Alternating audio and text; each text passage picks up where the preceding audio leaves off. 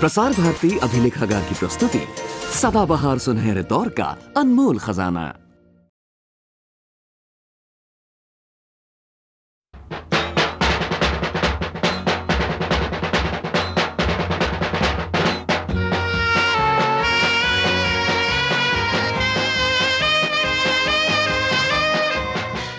लोकमान्य बाल गंगाधर तिलक जनता को राजनीतिक झंडे के नीचे लाना चाहते थे। उन्होंने ये समझ लिया था कि राजनीतिक उद्देश्यों के लिए जन आंदोलन का कितना महत्व है।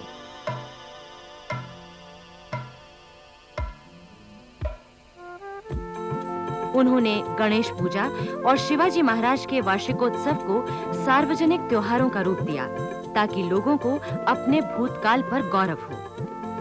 तिलक द्वारा प्रकाशित मराठी के केसरी और अंग्रेजी के मराठा समाचार पत्र दोनों ही सामाजिक और राजनीतिक न्याय की वकालत करते थे। इन पत्रों ने गरीबी के दलदल में फंसी जनता की आवाज ऊंची की। सन 1894 में पूना में चाफेकर बंधुओं ने प्रथम क्रांतिकारी संगठन स्थापित किया। उन्होंने इस संगठन के अंतर्गत गणपति पूजा और शिवाजी उत्सव का आयोजन किया। इनमें पढ़े जाने वाले गणपति श्लोक और शिवाजी श्लोक दोनों ही अंग्रेजी राज के खिलाफ थे। चाफेकर बंधु 3 भाई थे। सबसे बड़े थे दामोदर चाफेकर, इसके बाद बालकृष्ण चाफेकर और सबसे छोटे थे वासुदेव चाफेकर। इन तीनों ने मिलकर जिस क्रांतिकारी संगठन को तैयार किया था, उसमें देशभक्त नवयुवकों को अंग्रेजी शासन के खिलाफ काम करने के लिए सैनिक प्रशिक्षण दिया करते थे। जगह-जगह कसरत, कुश्ती, शस्त्र संचालन आदि का प्रशिक्षण शुरू हो गया था। इस तरह बड़ी संख्या में अनुशासित कार्यकर्ता तैयार होने लगे थे। सन 1897 में पूना में प्लेग फैला। सरकार की ओर से नियुक्त मिस्टर रैंड ने रोगियों को खोजने के बहाने घर-घर की तलाशी शुरू कर दी। कुछ घरों में राजनीतिक बातों संबंधी कागजात भी मिले।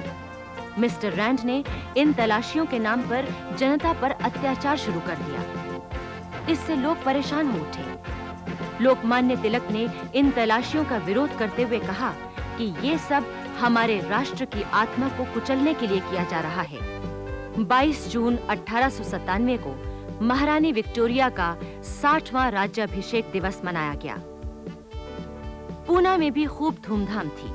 खूब रोशनी हुई, आतिशबाजी छूटी और ब्रिटिश अफसर खूब नाचे और झूमे। रात को घर लौटते हुए मिस्टर रैंड और उनके साथी लेफ्टिनेंट आर्यस्ट पर अचानक गोली चली। हत्यारे भाग निकले। इस घटना से सारे भारत की ब्रिटिश सत्ता चौंक उठी थी कि क्या फिर से क्रांति होने वाली है। चाफेकर बंधुओं ने न सिर्फ इन हत्याओं को कबूल किया, बल्कि ये भी माना कि हमने महारानी विक्टोरिया की मूर्ति पर कोलतार भी पोता है। उन्होंने कहा, हमें खुशी है कि हमारे माथे पर विद्रोह का टीका लगा है। चाफेकर बंधुओं पर मिस्टर रैंड और लेफ्टिनेंट आर्यस्ट की हत्या के लिए मुकदमा चलाया गया और तीनों भाइयों को मृत्यु दंड दिया गया। पूना की यरवदा जेल में दामोदर चाफेकर को 18 अप्रैल 1898 को, वासुदेव चाफेकर को 8 मई 1899 को और बालकृष्ण चाफेकर को 12 मई 1899 को फांसी दी गई। अब अंग्रेज लोकमान्य तिलक की ओर मुड़े। उन पर यह अभियोग लगाया गया कि 15 जून के केसरी में आपने जो लेख लिखा था वो भड़काने वाला था और इसी कारण चाफेकर बंधुओं ने मिस्टर रैंड और मिस्टर आर्यस्ट की हत्या की। आप चूंकि क्रांति भड़काते हैं, इसलिए आपको 6 साल कैद की सजा दी जाती है। लोकमान्य तिलक की सजा के खिलाफ देश भर में आंदोलन शुरू हो गए। लोगों में क्रांति की आग सुलग उठी। लोग त्याग और बलिदान के लिए चल पड़े। महाराष्ट्र के प्रसिद्ध क्रांतिकारी विनायक दामोदर सावरकर इस समय किशोरावस्था में थे। उन्होंने चाफेकर बंधुओं के बलिदान से प्रेरित होकर प्रतिज्ञा की थी, मैं भारत माता की गुलामी की जंजीरें तोड़ने के लिए अपना पूरा जीवन समर्पित करता हूँ।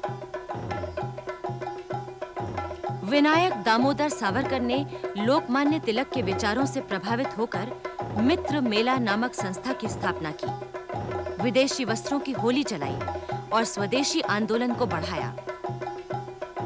सावरकर ने युवकों को संगठित करके उन्हें हथियारों से लैस होने का आह्वान किया। उनकी इस सशस्त्र क्रांति की पुकार ने मद्रास और बंगाल तक क्रांति की ज्वालाएं भड़का दी। इन्हीं दिनों स्वामी विवेकानंद देश के नवयुवकों में अपने राष्ट्र के अतीत के प्रति गौरव और आत्मसम्मान की भावना जगाने में जुटे हुए थे।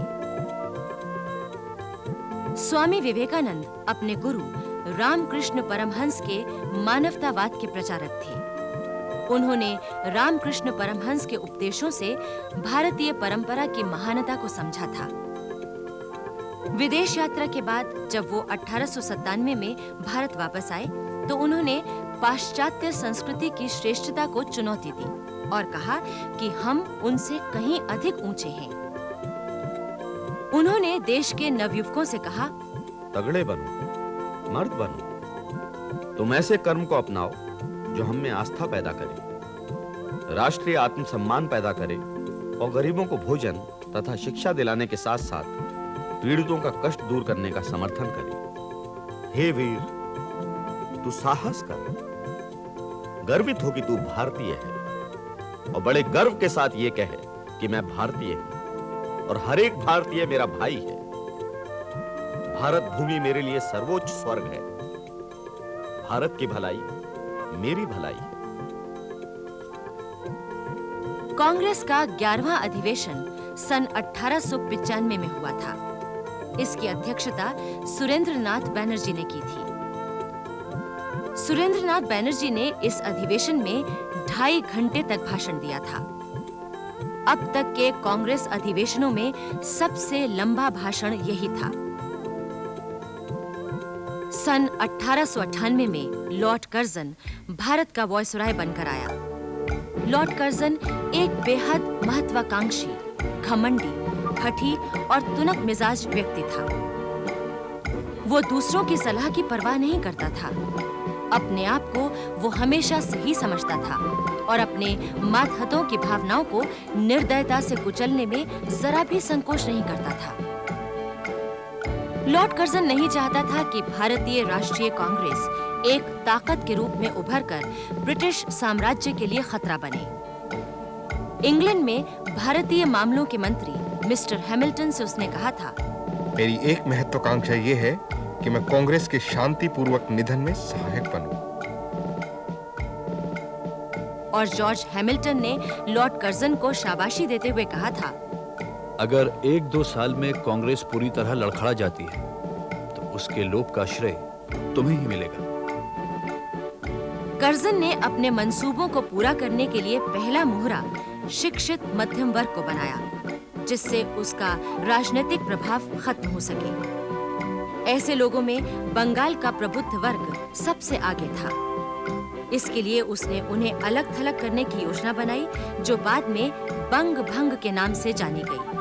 बंग भंग यानी बंगाल का विभाजन ऊपरी तौर पर इसलिए किया जाना था कि बंगाल प्रांत बहुत बड़ा है और प्रशासन ठीक तरह से नहीं चल पाता, लेकिन उसका वास्तविक उद्देश्य ये था कि उस समुदाय की राजनीतिक एकता को छिन्न भिन्न कर दो जो सरकार के खिलाफ देश को नेतृत्व प्रदान कर रहा है।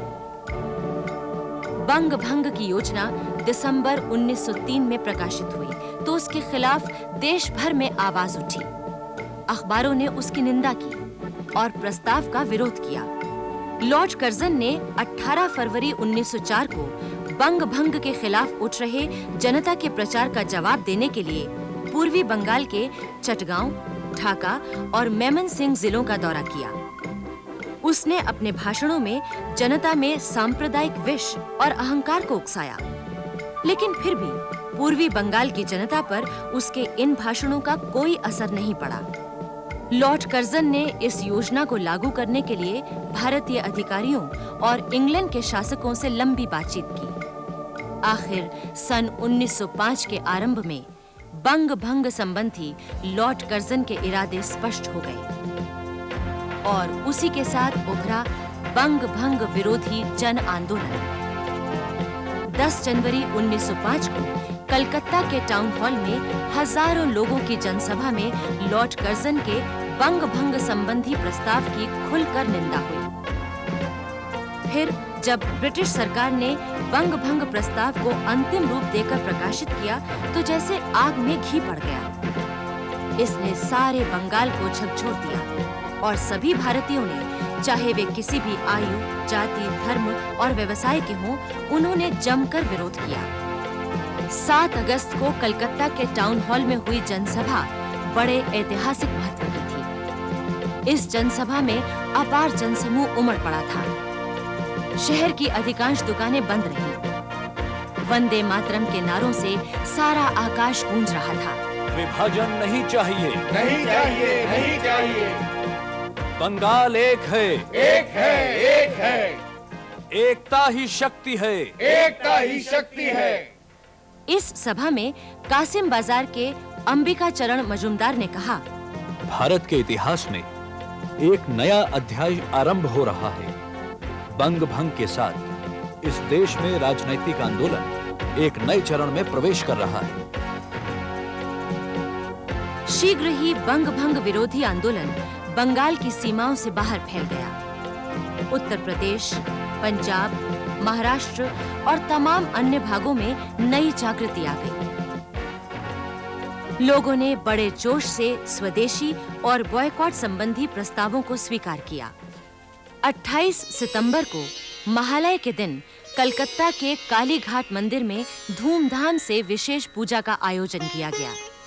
पूजा के बाद भक्तों ने सामूहिक रूप से मां काली के सामने प्रतिज्ञा की, जहां तक संभव होगा मैं विदेशी वस्तुओं का इस्तेमाल नहीं करूंगा। ये प्रतिज्ञा पूरे बंगाल के काली मंदिरों में दोहराई गई। आखिर 16 अक्टूबर 1905 को वो काला दिन आया जब विभाजन लागू हुआ और बेकफील्ड फुलर ने नए प्रांत के गवर्नर का पद संभाला। इस दिन को बंगाल में पवित्र संकल्प और गहरे शोक का दिन माना गया। सवेरा होते ही झुंड के झुंड लोग नंगे पांव गंगा घाटों की ओर बढ़ने लगे। वे भजन और राष्ट्रगान गा रहे थे और वंदे मातरम के नारे लगा रहे थे। लोगों ने गंगा में डुबकी लगाई और एक दूसरे को बंधुत्व का प्रतीक राखी बांधी। उस दिन सभी ने उपवास किया। किसी भी घर में चूल्हा नहीं जला। तीसरे पहर लोग फेडरेशन हॉल की नींव रखने के समारोह के लिए एकत्र हुए। इस हॉल को समस्त बंगालियों की एकता के प्रतीक स्वरूप बनाने का निश्चय किया गया था।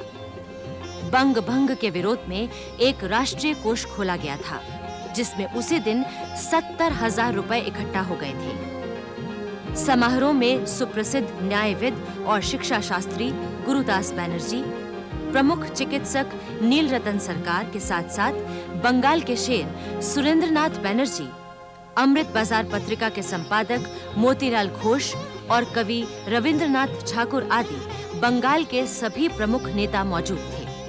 भवन के शिलान्यास से पहले अंग्रेजी में लिखी घोषणा का बांग्ला अनुवाद रविंद्रनाथ ठाकुर ने पढ़ा था, जिसका आशय था, बंग राष्ट्र के सार्वजनिक विरोध के उपरांत भी सरकार ने बंगाल का विभाजन कर दिया है। इसलिए हम शपथ लेते हैं और घोषणा करते हैं कि हम बंग भंग के कारण पैदा होने वाली बुराइयों को दूर करने के लिए यथाशक्ति जो हो सकेगा वो सब कुछ अवश्य करेंगे और अपने राष्ट्र की एकता को आंच नहीं आने देंगे।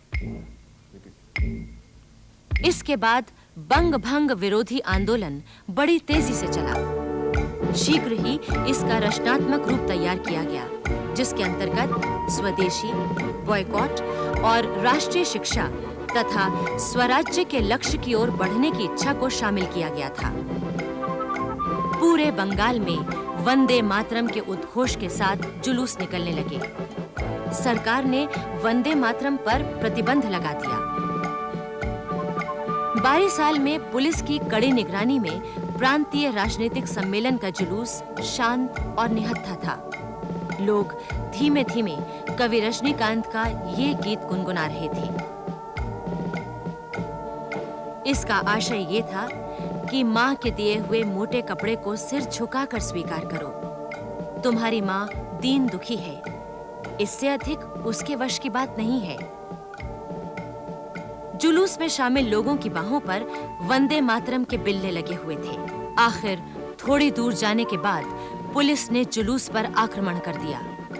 लोगों पर पुलिस की लाठियां बरसने लगी। मार से तिलमिलाकर एक लड़के ने वंदे मातरम कहा तो पुलिस ने उसे तालाब में फेंक दिया। पुलिस ने उस समय इतने जुल्म किए कि सारे देश में उसकी निंदा हुई। पुलिस के दमन के बावजूद भी बारीसाल में सम्मेलन हुआ और सुरेंद्रनाथ बैनर्जी ने अपनी ओजस्वी वाणी में जनसमूह को संबोधित किया, किंतु बाद में उन्हें गिरफ्तार कर लिया गया और उन पर जुर्माना किया गया। लोकमान्य बाल गंगाधर तिलक इस समय जेल से छूटकर आ गए थे। उन्होंने केसरी में आपात स्थिति आ गई है शीर्षक लेख में बंगाल विभाजन के विरोध और बहिष्कार के पक्ष में जमकर प्रचार शुरू कर दिया। उन्होंने कहा, समय आ गया है कि स्वराज की मांग की जाए। टुकड़े टुकड़े सुधारों में काम नहीं चलने वाला।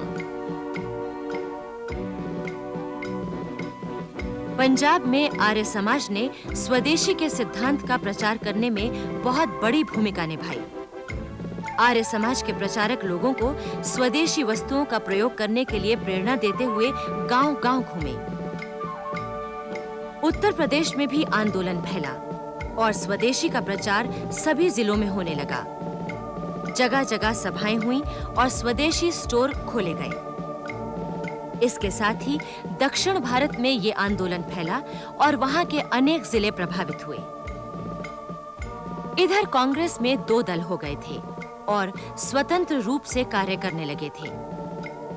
गरम दल के नेता थे लोकमान्य तिलक और नरम दल के नेता थे गोपाल कृष्ण गोखले, सुरेंद्रनाथ बैनर्जी आदि।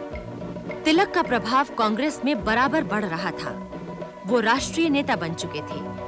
नरम दल वाले जानते थे कि यदि इस समय कांग्रेस के अध्यक्ष का चुनाव कराया तो तिलक भारी संख्या से जीत जाएंगे। इसलिए कलकत्ता में जब कांग्रेस का 22वां अधिवेशन हुआ तो उसके अध्यक्ष दादा भाई नौरोजी बनाए गए। इस अधिवेशन में 1600 से अधिक प्रतिनिधियों ने भाग लिया था। इस बार जनता ने बड़े उत्साह से इसमें भाग लिया था। इस तरह बंग भंग के खिलाफ छेड़े गए आंदोलन ने जनता में ब्रिटिश सरकार विरोधी भावनाओं को बड़ी तेजी से बढ़ाया और चारों ओर असंतोष की लहर छा गई।